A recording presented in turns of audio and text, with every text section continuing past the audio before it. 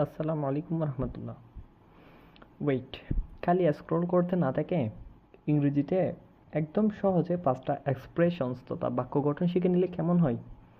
চলেন দেখা যাক। 1 নম্বর কি? Likely to. এটা কখন হবে? সম্ভাবনা বোঝালে।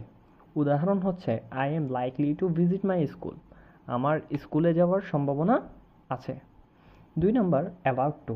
কিছু ঘটতে যাচ্ছে, এখনই কিছু ঘটতে যাচ্ছে এমন বোঝালে আমরা অ্যাবাউট টু দিব। ওকে, উদাহরণ কি?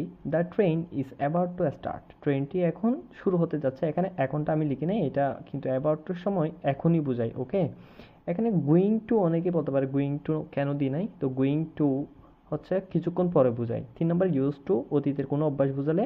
উদাহরণ কি? I use to play football every Friday. আমি প্রতি শুক্রবার ফুটবল খেলতাম। 4 নম্বর অ্যাজ সুন এস, সাথে সাথেই, মাত্রই।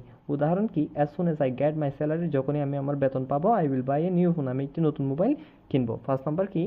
সো ড্যাট, যাতে। We have to B consistent, আমাদের ধারাবাহিক হতে হবে। সো ড্যাট, যাতে we can learn English properly, আমরা যথাযথভাবে ইংরেজি শিখতে পারি।